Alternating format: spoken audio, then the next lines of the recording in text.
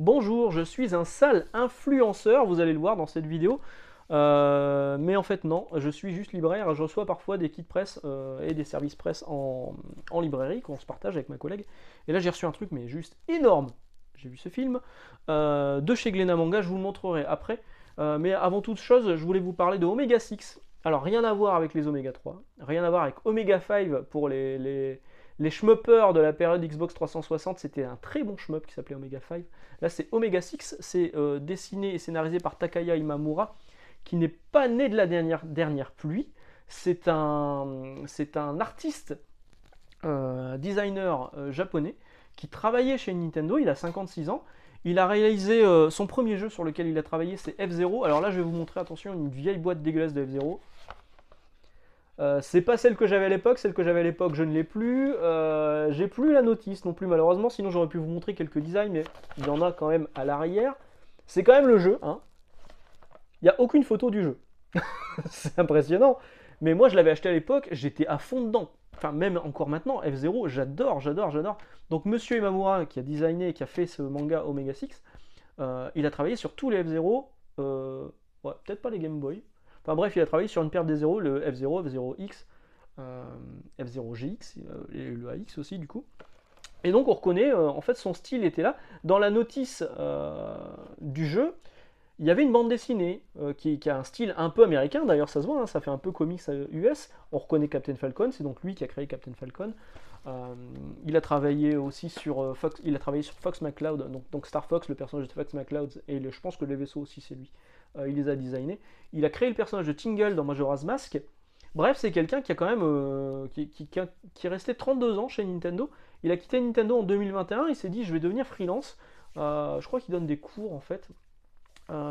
Et il a lancé donc un manga, il a créé un manga, et mine de rien, on a l'exclusivité en France. C'est-à-dire que ce manga, il n'est même pas encore, pas traduit forcément, il n'est même pas encore publié au Japon. C'est une exclusivité mondiale. Voilà, on est les premiers à avoir Omega 6, et du coup c'est un peu un honneur, parce que c'est quand même quelqu'un qui pesait chez Nintendo. Il fait un manga, il fait confiance à Omake Manga, à Florent Gorge, le directeur éditorial et poteau de chez Omake Books. Et donc on a le droit à Omega 6 en France. Alors, il existe deux versions d'Omega 6. Il y a une version à 7 euros, 7-8 euros, format manga classique. J'ai du mal hein, aujourd'hui. Hein. Là, je vous avouerai que c'est quand même la 12e fois que je refais cette vidéo. J'espère que c'est pas je vais pas en faire une 13e. Bref, format manga classique, en noir et blanc, et une version collector que j'ai là entre les mains. La version collector est un peu plus chère, elle est à 22 euros, mais franchement, si vous êtes fan du travail de Monsieur Imamura, je pense que vous pouvez clairement investir. Alors à l'intérieur, qu'est-ce qu'on a? Hop là. Déjà, on a un coffret là, avec des illustrations à l'intérieur. Vous voyez à l'intérieur du coffret, on a ça. On a, hop ça, voilà, des figurines acryliques à monter d'Omega 6, de 3 des personnages qui apparaissent dans le manga. Alors vous reconnaissez le style quand je vous disais le style F-Zero à mi-chemin entre le style américain, et moi ça me fait penser à 831 aussi par moment, ou à genre de dessin animé US, comment ça s'appelait ce truc, Visionaries ou ce genre de choses.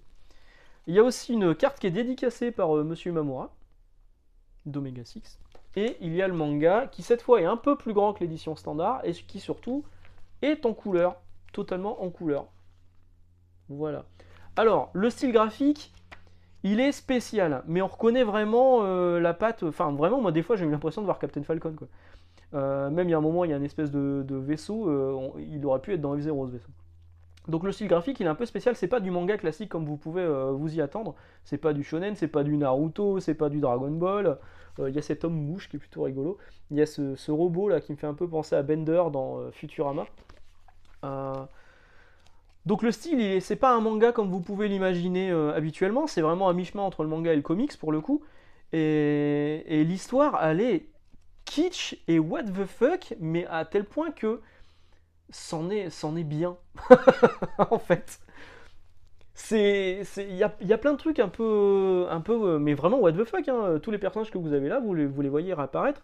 Enfin, il y a des mecs, donc les deux personnages que vous avez là sont les personnages principaux. Ils peuvent devenir plus forts en prenant une boisson. Alors ça fait vraiment penser à la potion magique dans Astérix, sauf qu'une fois que les effets de la boisson s'estompent, ils prennent 40 ans d'un coup. Voilà. Donc ils deviennent super vieux. Mais heureusement, dans leur vaisseau, ils peuvent redevenir jeunes. Il y a cette espèce de monstre qu'on dirait tiré d'un truc d'Halloween. Il s'appelle Gazo quelque chose. Je sais plus son nom. Gazo truc. Sa tête est mise à prix, machin, je ne sais plus son nom. Merde, je l'ai oublié. Bref, c'est pas grave. Donc ce personnage-là, il va avoir un rôle aussi important dedans. Au début, ils vont le pourchasser, ce sont des chasseurs de primes, mais il y a une histoire qui est un peu plus développée après. On va découvrir comment ils sont devenus chasseurs de primes. Ils vont rencontrer un autre chasseur de primes. Ils vont rencontrer donc les personnages que vous avez là, qui sont en fait, c'est une race extraterrestre. Quand un homme et une femme décident de se marier, boum, ils se retrouvent dans le même corps. C'est méga chelou. Il y a un moment aussi où il y a un robot qui attaque avec son bras gauche, et la case suivante c'est son bras droit. Donc tu dis, mais j'ai loupé un truc, mais non en fait, soit c'est une erreur d'inattention, soit c'est fait exprès pour nous faire marrer. Mais vraiment, moi j'ai passé un bon moment de lecture, je me suis marré dedans en fait. Vraiment, c'était cool. Mais ne vous attendez pas, encore une fois, du Naruto, Demon Slayer, etc., etc. Là, on parle vraiment aux fans de Nintendo et aux mecs qui ont envie de se marrer en lisant un manga sans se prendre la tête. Clairement, c'est ça. Édition normale, édition collector, à vous de voir. Il y a quand même des trucs qui sont rigolos dans la traduction. Oui, la traduction a été faite par Florent Gorge. Il a quand même placé une référence à la soupe aux choux. Il y a un personnage, je ne sais pas si vous le retrouvez. Il y a un personnage il est là. Donc il y a ce personnage qui est là, qui ressemble un petit peu à la denrée dans la soupe aux choux, et il y a un des autres personnages qui lui dit dis donc la denrée, tu vas nous donner les codes ou machin, je sais plus quoi. Il l'appelle la denrée, donc du coup ça m'a fait marrer. Et il y a aussi une référence à Zelda. Je vous montre quelques pages. Il y a une référence à Zelda aussi, où donc l'un des personnages principaux, il y a un truc, mais il y a un moment, c'est vraiment barré quoi, où le mec se remémore sa vie d'avant, enfin visuellement c'est what the fuck. Et donc on lui file un bouclier, on lui file une épée. Hop, je crois que c'est là, voilà. On lui file une épée et ils disent c'est dangereux de partir seul. Dans le premier Zelda sur NES, il y avait une phrase comme ça où quand on récupère son épée au tout début, c'est écrit It's dangerous to go alone, take this. Et c'est dangereux de partir seul, ce qui était une erreur de traduction de la version américaine par rapport à la version japonaise qui est restée. Et dont on fait référence, non, pardon, excusez-moi, j'ai un truc dans la gorge, et dont on fait référence dans Mega Six. Donc franchement, les fans de Nintendo, vous allez clairement vous y retrouver. Les fans de manga un peu barrés, vous allez vous y retrouver. Les fans de comics aussi, vous allez vous y retrouver. Tout le monde va s'y retrouver dans Mega Six. À vous de voir si vous prenez l'édition normale à 7 € ou si vous prenez l'édition collector à 22 €. Voilà, voilà. Donc ça c'est ma petite recommandation de la semaine. Donc je vous disais, je suis un peu un influenceur libraire machin tout ça. J'ai eu un gros kit de chez Glénat, un truc énorme. Je vous ai parlé il y a peu de Shujin X. Hop là, je vais y arriver. Shujin X, je vous en ai parlé il y a 2 semaines. Et bien cette semaine, on a reçu un énorme kit presse. Et quand je vous dis énorme, je rigole pas. Voilà, c'est une énorme boîte de Shujin X avec à l'intérieur le premier tome. Je vous avais dit, avant de décider si j'achète ou pas le manga, je vais lire le tome 2 pour voir si je suis convaincu. Bah en fait, j'aurais pas besoin de me prendre la tête parce que le tome 1 il était offert dans ce gros carton qu'on a eu là. Et dans ce gros carton, il y avait aussi je sais pas à qui ça a été envoyé de la part de Glénat. Est-ce que ça a été envoyé aussi aux influenceurs manga sur YouTube ou TikTok, ce réseau social du démon? J'en sais rien. En tout cas, il me semble pas l'avoir vu passer ce truc sur les réseaux sociaux. Donc à l'intérieur, il y a aussi un t-shirt taille M qui est plutôt classe, je trouve, qui est plutôt sympa, que je mettrai au boulot du coup. Il y a une énorme affiche qui se déplie. Ça, c'est la couverture du tome 2. Ça, c'est la couverture du tome 1 et on peut les déplier. Bon, bah ça, je pense que ça fera plutôt joli dans le décor. Et il y a aussi quelques porte-clés. Donc il y a 2 porte-clés qui sont là. De Shujin X. Qui est donc le manga de Sui Yoshida qui avait travaillé sur Tokyo Ghoul avant. Donc voilà, un énorme kit presse qui n'était pas prévu. Ne soyez pas dans la jalousie. Pour une fois que ça arrive chez les libraires, franchement, c'est cool. Parce qu'habituellement, ça arrive plus chez les influenceurs. Et ça agace assez rapidement les libraires parce que les influenceurs, il y a eu un mec très connu dans le manga YouTube Game qui nous a sorti il n'y a pas longtemps que c'était grâce à lui qu'on faisait des ventes. Il y a les mêmes genres de mecs hein, dans le milieu du comics, hein, je vous rassure. C'est complètement faux. Le premier on va dire influenceur, j'aime pas le terme, c'est quand même le libraire parce qu'on est quand même, on a quand même souvent, tous les jours, on a des questions sur ma fille il a 12 ans, elle voudrait lire son premier manga, c'est ça. Mon fils lit déjà tel manga, qu'est-ce que vous pouvez nous conseiller? Ou juste quelqu'un qui veut découvrir un nouveau manga. J'en ai eu un cette semaine qui m'a dit je cherche un manga, je cherche des mangas gore. Pas le croiser la nuit dans la rue, lui. Donc notre premier rôle aussi, c'est de conseiller, de savoir conseiller le bon manga à la bonne personne en fait. Donc pour une fois que ça tombe chez les libraires et pas chez les influenceurs, bah c'est pas plus mal. Même si moi effectivement j'ai le cul entre deux chaises avec la chaîne YouTube et le fait de travailler en librairie. Donc j'ai reçu également, on reçoit parfois des mangas en avance. Je vous avais parlé de Witch's War il y a quelques semaines, je l'avais pas encore lu, c'est sorti cette semaine ça, Witch's War. Il y a une espèce de petit buzz autour de ce manga. Franchement je comprends pas pourquoi. C'est sympa, hein, ça se laisse lire, mais j'ai l'impression que c'est un manga comme j'en ai lu beaucoup. J'allais dire des millions, j'ai peut-être pas lu des millions de mangas, mais comme j'en ai lu beaucoup, parce que il y a pas, c'est l'histoire de plusieurs personnages historiques. Donc il y a par exemple Jeanne d'Arc euh, comment elle s'appelle? Je sais plus. Marie Curie, Amelia Earhart, Agatha Christie, donc des femmes célèbres de notre histoire qui s'avèrent être des sorcières. En fait, au moment de mourir, elles sont sauvées par une reine démon qui va les faire s'affronter dans une arène. Bon, ok. Ça se laisse lire, mais c'est clairement pas fou. Il y a bien mieux à lire. Enfin, je me suis plus marré sur Omega 6 que sur Witch's War. En même temps, c'est pas un manga comique. Donc, on avait reçu ça. Ça, c'est sorti cette semaine. Windbreaker, ça sortira le 15 février chez Pika Édition. Ça avait été annoncé en disant c'est le Furio, le style Furio, vous savez, comme Rokudenashi Blues, comme Tokyo Revengers, qui pour moi est un Furio un peu spécial, mais ça reste du Furio.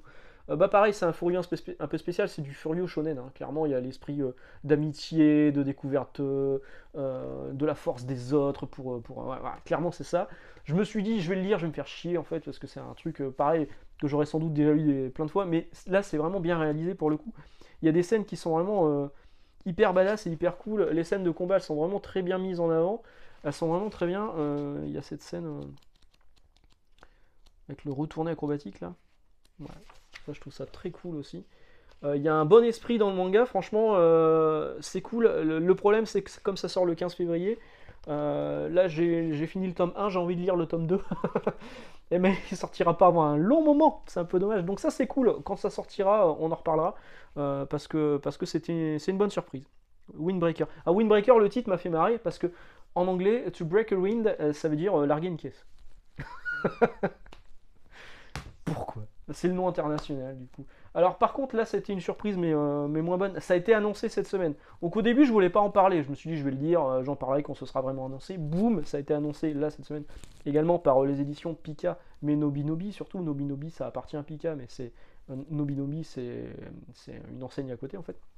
Donc ils viennent d'annoncer celui-ci, au titre imprononçable, hein. Alors certains l'appellent Pi, d'autres l'appellent P6, je pense que moi j'appellerais P6, c'est beaucoup plus simple.